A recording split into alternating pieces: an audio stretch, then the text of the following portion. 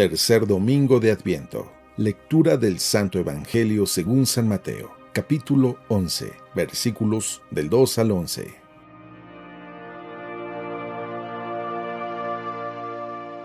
En aquel tiempo, Juan se encontraba en la cárcel y, habiendo oído hablar de las obras de Cristo, le mandó preguntar por medio de 2 discípulos: ¿Eres tú el que ha de venir, o tenemos que esperar a otro?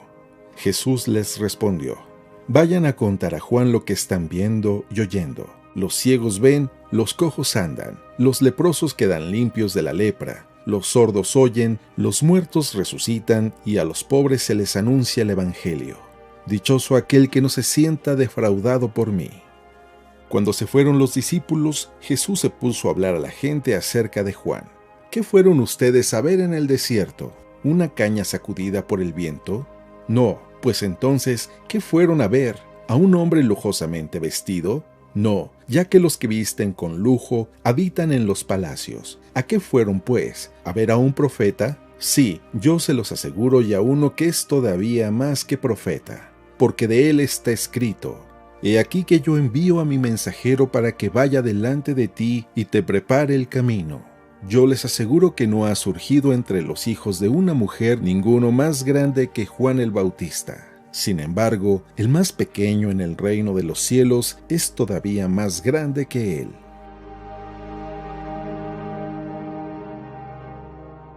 Palabra del Señor.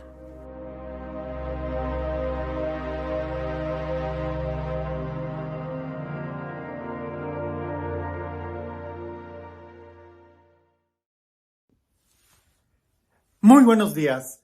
Domingo y tercer domingo de Adviento, el llamado Gaudete, que es un domingo de mucha alegría.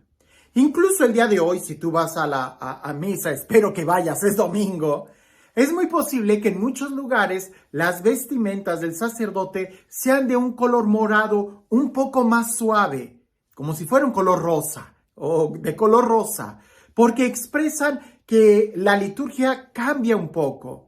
El color morado expresa la firmeza de la penitencia, de la conversión. Como decíamos, Adviento, un tiempo de preparación. Las primeras 2 del Adviento, las que ya pasaron, están más las oraciones como en un tinte escatológico de esperar la venida de Jesús como rey, como juez. Pero ahora vamos a empezar a girar un poco más, a esperar a Jesús, o prepararnos para la Navidad, su nacimiento. Ahora, nuevamente, y esto es importante que lo recordemos, nosotros no celebramos fechas. Lo que celebramos es el acontecimiento que el Hijo de Dios, que Dios mismo en la persona de Jesús, se hizo hombre y nació. Y como ese acontecimiento es tan importante, hay que ponerle una fecha para celebrarlo de una manera especial. Por eso es que en el calendario tenemos un día y nos preparamos para esa celebración. La pregunta es, ¿en realidad te estás preparando tú para celebrar, para profundizar el misterio de que Dios nos ama tanto, que se ha hecho hombre como uno de nosotros? O no sea que tu preparación sea solamente de cosas externas, ¿no? De foquitos, de regalo de papel, de una cena, cuando se nos está olvidando el momento más importante. Alguien me dijo: ay, padre, cada año es lo mismo. Cada año sería lo mismo si te refieres a la comida y a las lucecitas y regalos. Pero si te refieres a la experiencia del amor, el amor hace nuevas todas las cosas. ¿Qué tan intenso te estás preparando para vivir en el amor esta Navidad? Ya es la tercera semana de Adviento, lo que significa es que después de esta semana nos queda una más y ya es Navidad. ¿Cómo estás? ¿Qué tan preparado estás para estas fiestas navideñas? Ahora, sin más preámbulo, escuchemos el Evangelio, que creo que este Evangelio, cuando lo meditaba, me hacía reflexionar muy fuertemente sobre especialmente el tiempo que vivimos el día de hoy. Un tiempo tan lleno de comercio, de donde tenemos que salir y gastar dinero y parece que todos nuestros ahorros son para gastarlos y a veces El problema no es gastar dinero, sino en las expectativas que le ponemos a las cosas materiales, esperando que ellas nos van a dar algo que no pueden darnos.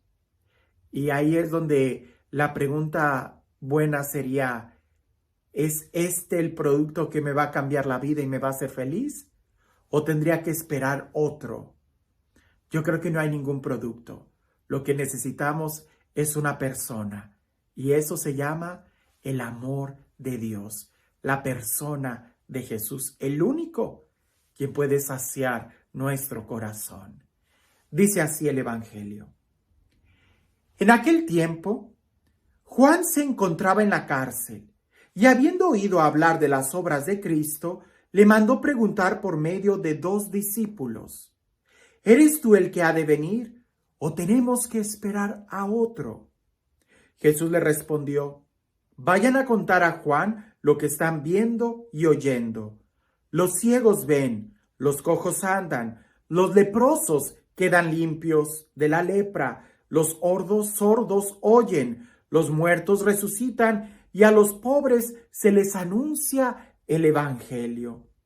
Dichoso aquel que no se sienta defraudado por mí. Cuando se fueron los discípulos, Jesús se puso a hablar a la gente acerca de Juan. ¿Qué fueron ustedes a ver en el desierto? ¿Una caña sacudida por el viento? No. Pues entonces, ¿qué fueron a ver? ¿A un hombre lujosamente vestido? No, ya que los que visten con lujo habitan en los palacios. ¿A qué fueron, pues? ¿A ver a un profeta? Sí, yo se los aseguro, y a uno que es todavía más que profeta, porque de él está escrito, he aquí que yo envío a mi mensajero para que vaya delante de ti y te prepare el camino.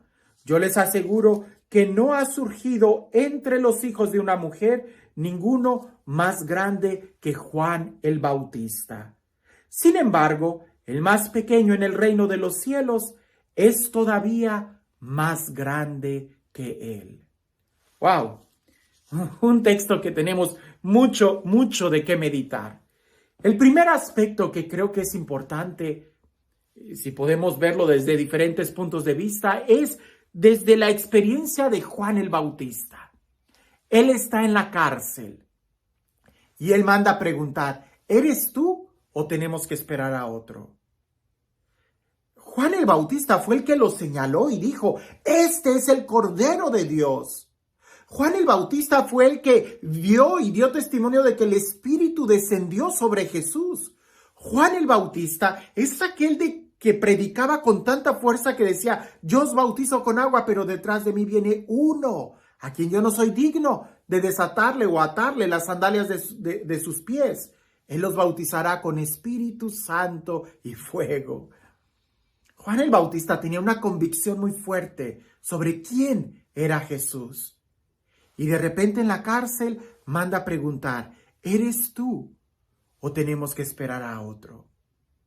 Esto a mí me hace pensar mucho en la importancia de tener que alimentar la fe cada día, porque no sabemos cómo vamos a reaccionar cuando venga el momento de la crisis, cuando venga el momento de la enfermedad, cuando venga el momento del dolor, cuando venga el momento de que nos sintamos adentro de una cárcel. Por ahí decía, me parece que es un texto bíblico que dice, no me des riqueza ni pobreza, porque quizás en la riqueza me olvide de ti y en la pobreza reniegue de ti. La verdad es de que no sabemos cómo reaccionaríamos nosotros en una situación como esa. Lo que podemos aprender de Juan el Bautista cuando sintamos que estamos en la cárcel, en un calabozo oscuro, en la noche oscura, en una crisis. Lo que podemos aprender de Juan el Bautista es seguir buscando e indagando la verdad, seguir buscando el Mesías, nunca tener la actitud de, yo ya lo conocí, porque entonces ahí es donde perdemos.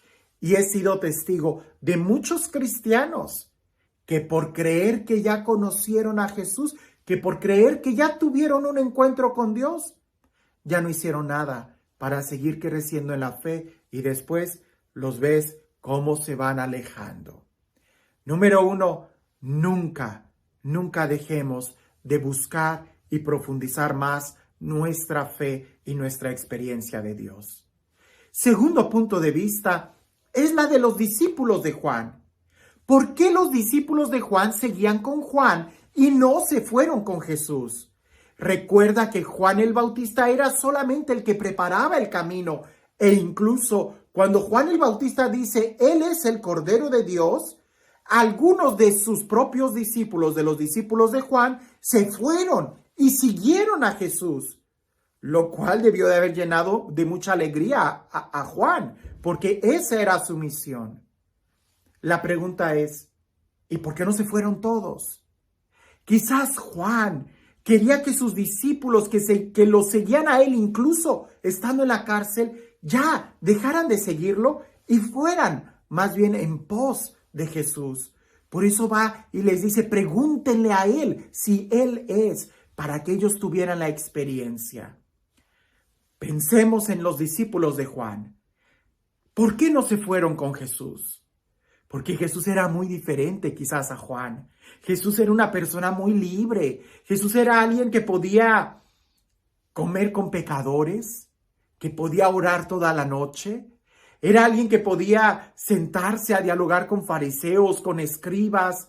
Era una persona libre. En cambio, Juan era una persona ya muy fácil de predecir, porque tenía su esquema. Tenía el mismo lugar donde bautizaba, se sabía muy bien qué era lo que comía y nunca cambiaba su vestido. En cambio, Jesús se movía de un lado a otro y se movía con mucha libertad. A veces nosotros, en cuestiones de la fe, nos parecemos a los discípulos de Juan el Bautista, que ya estamos en una cajita y no queremos que se nos mueva de ahí. Ya sabemos muy bien exactamente qué es lo que sigue y, por ejemplo, ahora que se están poniendo los nacimientos de Navidad, no queremos que nos muevan el color de las esferas o las figuritas del nacimiento, porque siempre se ha hecho así. Y se nos olvida que Jesús es alguien que se mueve, que Jesús es alguien creativo, que Jesús es alguien que hace nuevas todas las cosas. Tú ¿ya te congelaste y te oxidaste por la rutina de hacer siempre lo mismo? ¿O eres capaz de ser dócil y simplemente seguir a donde el viento sopla, siguiendo la libertad de Jesús?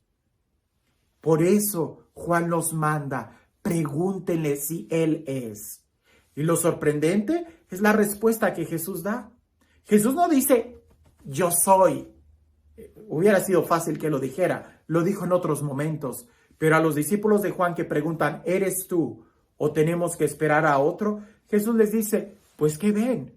Díganle a Juan lo que ven. ¿Qué es lo que ven? Todos los milagros. Díganselos. ¿El Mesías no tendría que hacer eso? Juan no hizo ningún milagro.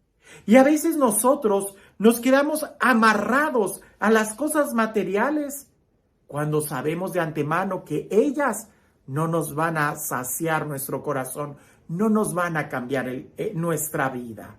Hay personas que dicen, ay, si me sacara la lotería sería feliz. Te aseguro que no, porque si escuchamos el testimonio de las personas que se han sacado la lotería, puedes verlo. Hay muchos de ellos que han dado su testimonio en internet, que se sacaron la lotería y ellos terminan diciendo, ha sido lo peor que nos pasó.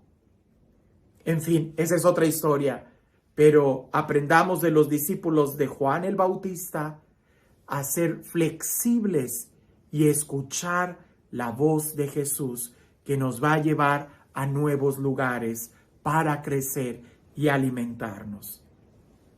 Y el tercer grupo de personas que nos menciona este evangelio son precisamente las que se quedan con Jesús y que Jesús las reta y les dice, cuando Juan el Bautista predicaba en el desierto y que ustedes fueron a verlo, ¿a qué salieron?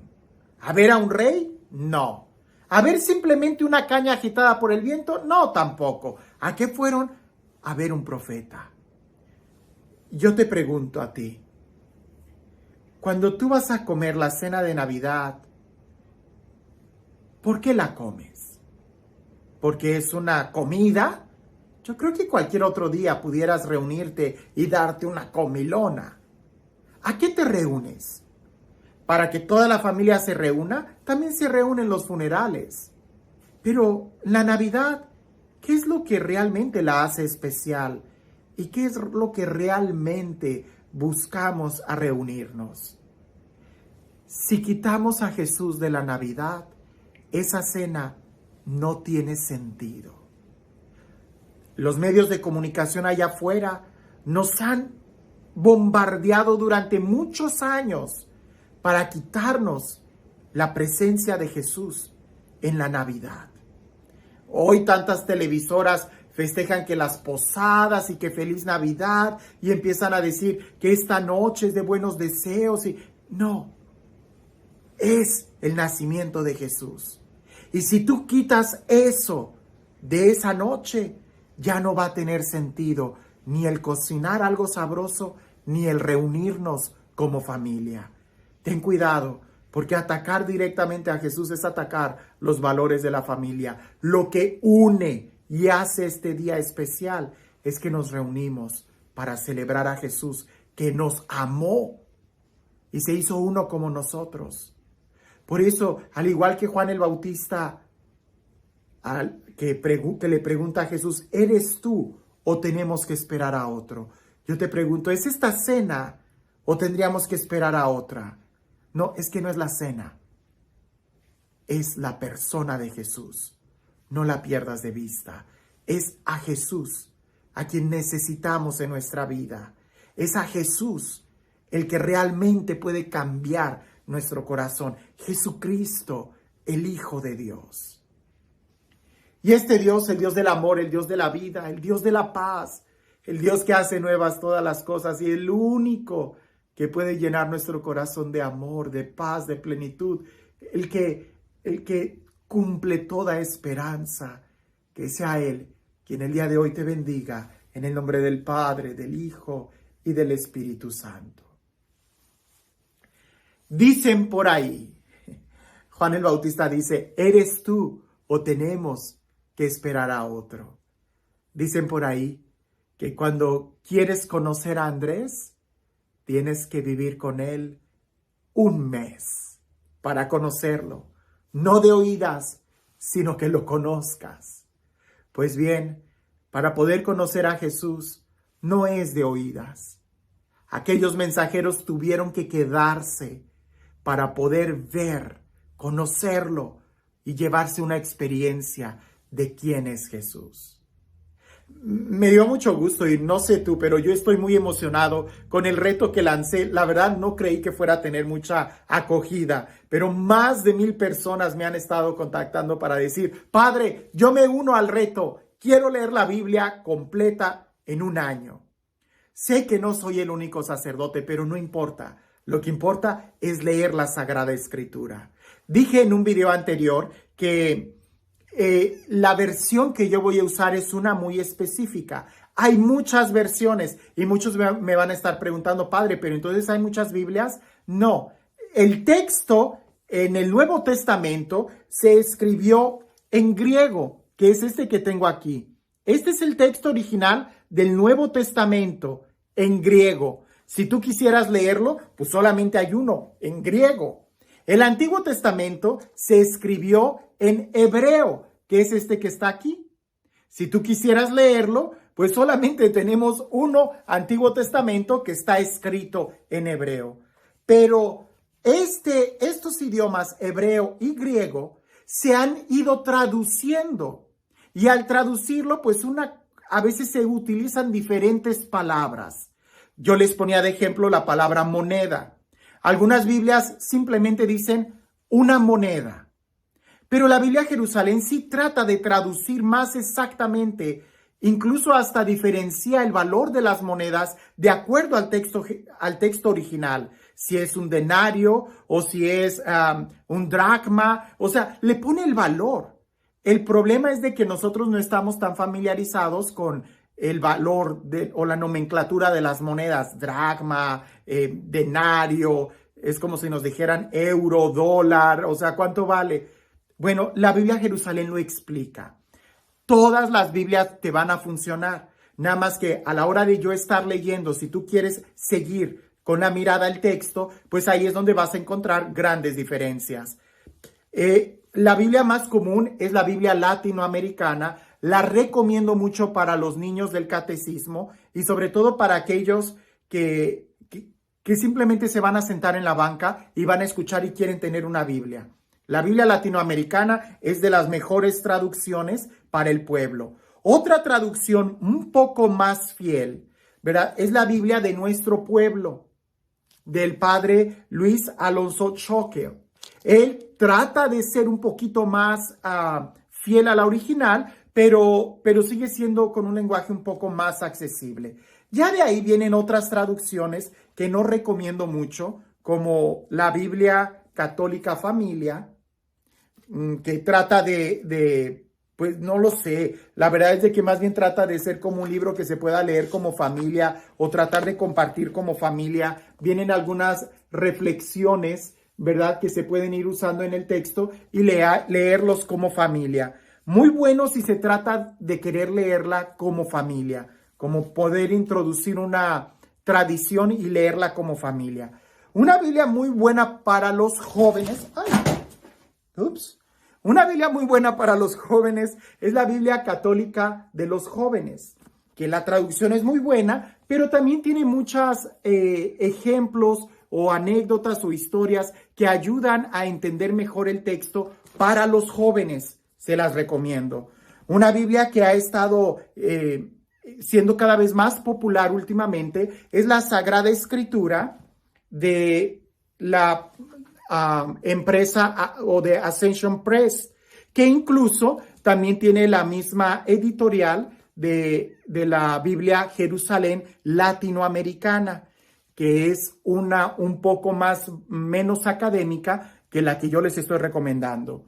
Esta Biblia incluso maneja diferentes colores y cada color representa una línea del tiempo, lo que ayuda mucho a poder situarnos en la historia o en qué parte de la historia de la salvación nos encontramos. La recomiendo, me gusta mucho.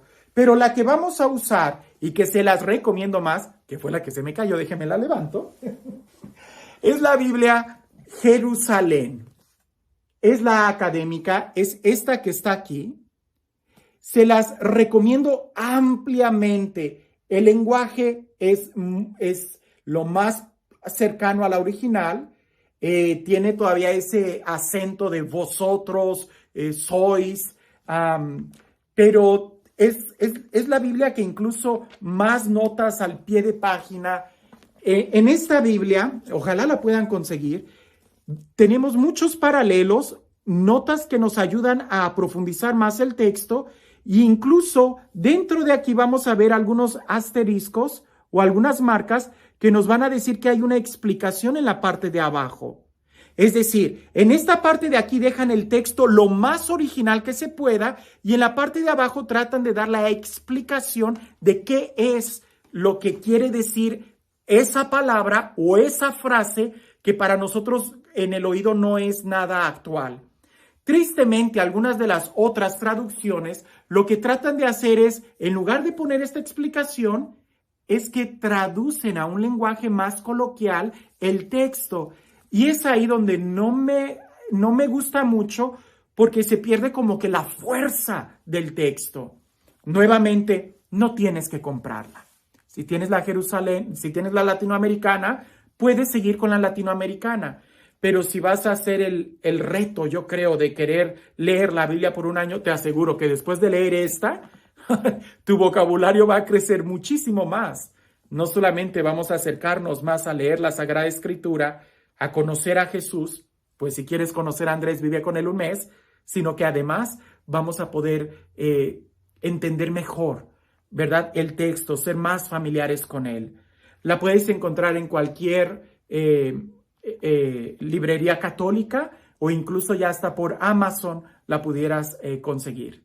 Sin más, vayamos preparando nuestro corazón para el reto que sigue y pronto espero yo había dicho que el lunes, quizás el martes, podré hacer un video donde podamos ver en qué va a consistir este reto, pero ojalá que podamos leer la Biblia en un año.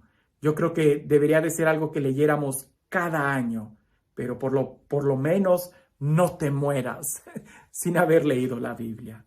Que tengas un excelente domingo.